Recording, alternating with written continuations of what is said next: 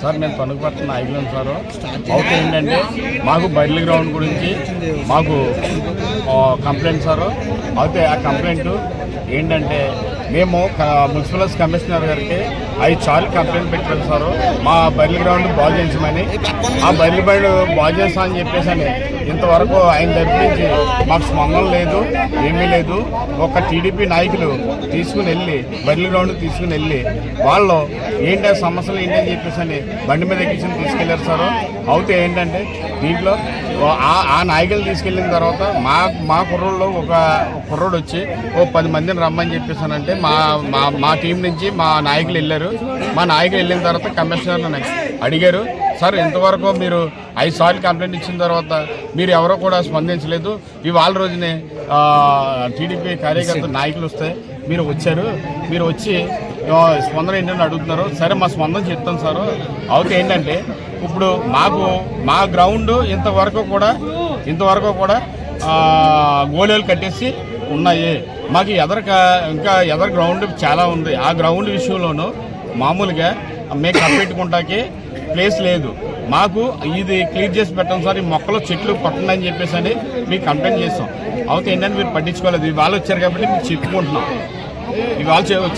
చెప్పుకుంటున్నాం. కాకపోతే ఏంటంటే మాకు ఆ గ్రౌండ్ ఖాళీ చేస్తే సరిపోద్దండి. లేదనుకునే ఫలం అయితే మేము క్లియర్ చేసుకుంటాం. మీకు క్లియర్ చేసుకొని మీకు చెప్తాం. అయితే ఏంటంటే ఒకటి కమిషనర్ చెప్పింది ఏంటంటే మీరు చిన్న మొక్కలు అయితే కొడతాను కానీ పెద్ద మొక్కలు అయితే మేము కొట్టలేము, మేము చేయలేము, మా వల్ల అవ్వదు. మీ వల్ల అయ్యే ఫలం అయితే మీరు నలుగురితో మాట్లాడుకుని బాడీ చేసుకుని నలుగురితో మాట్లాడి ఆ మాటల్లోనూ మీరు క్లియర్ చేసుకునే ఫలం అయితే మీరు కొట్టించుకుంటే సరిపోద్ది అని చెప్పేసి అని అన్నారండి. తర్వాత ఒకటి మాకు ట్రాక్టర్ వెళ్ళాలన్నా జేసీబీ వెళ్ళాలన్నా గోడ బద్దలు కొట్టాలని చెప్పేసి అని అనుకున్నామండి. ఆ గోడ బద్దలు కొట్టాలని చెప్పేసి అంటే మీరు కొట్టించుకోండి, మీరు మాట్లాడుకోండి, మేము చేసి పెడతామని చెప్పేసి అని మాట్లాడారండి. మాట్లాడితే సర్లే అని చెప్పేసి అని మేము 4 రోజుల నుంచి వర్క్ స్టార్ట్ చేసామండి. 4 రోజుల వరకు స్టార్ట్ చేసిన తర్వాత ఒకటండి ఐదో రోజునే వర్క్ ఆపారండి. పోలీసు వారు తరఫున వర్క్ ఆపారండి. దేని గురించి ఆపరేంటో తెలియదండి. అయితే ఏంటంటే మాకు కావాల్సింది ఏంటంటే గోడ బద్దలు కొట్టారని చెప్పేసి అని వర్క్ మీరు చేయొద్దని చెప్పేసి అని అడిగారండి. అది మీకు సంబంధం లేదు. మా పూర్వీకులది అది మేము చేసుకున్నది మేము శుభ్రం చేసుకుంటున్నాం. మా పూర్వీకులు మేము శుభ్రం చేసుకుంటున్నాం. అయితే ఏంటంటే మీ అబ్జెక్షన్ ఏంటి అని చెప్పేసి అని అడిగితే వాళ్ళు మున్సిపాలిటీ పరిధిలో ఉంది. ఆ మున్సిపాలిటీ పరిధిలో అది ఏదైనా సరే మాకే చెప్పాలి మీరు అని చెప్పేసి అని అన్నారండి. సరే మీరే చెప్పారు కదా సార్, మా గోడ బద్దలు కొట్టించుకుంటాం చేయించుకుంటాం అని చెప్పేసి మీరే చెప్పారు కదండి, మేము చేయించుకుంటాం సార్ అని చెప్పేసి అన్నామండి.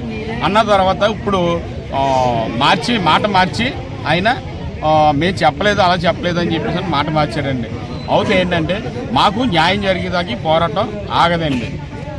మాకు పోలీసు వారి తరఫు నుంచి కూడా మాకు ఎటువంటి సహాయాలు లేవండి, పోలీసు వారి తరఫున కూడా. అయితే మాతో సహకరించాలని చెప్పేసి పోలీసు వారిని కోరుకుంటున్నామండి. అన్న ఇది సమస్య ఇప్పటి నుంచో పోరాడితే కానీ గోడ కట్టలేదు. మేము పోరాడుతున్న ఈ శ్మశాన వాటి గురించి ఎన్నో ధర్నాలు పోరాటాలు చేస్తే గోడకెట్టాం. మళ్ళీ ఇప్పుడు ఈ పోరాటం చేస్తేనే కానీ ఆ చెట్లు కానీ ఏమి బాగు చేయడం కానీ ఎప్పుడు మున్సిపాలిటీ వాళ్ళు పట్టించుకుంటుంది. మేము సొంతంగానే చేసుకుంటున్నాం ఏది చేసినా. కానీ ఇప్పుడు ఈ రోజున కమిషనర్ గారు మమ్మల్ని ఇలాగా తక్కువగా చేయడం, ఈ రోడ్డు పోలు చేయడం, ఈ ధర్నాలు చేయడం, ఇది అన్నిటికీ కారణం కమిషనర్. మాకు కమిషనర్ గారు వల్ల న్యాయం జరగదు కాబట్టి మాకు జిల్లా కలెక్టర్ గారు వచ్చి మాకు ఇది న్యాయం చేసి మాకు న్యాయం చేయవలసిందిగా జిల్లా కలెక్టర్ గారికి అప్పీల్ చేసుకుంటున్నాము. మాకు అదే అండి.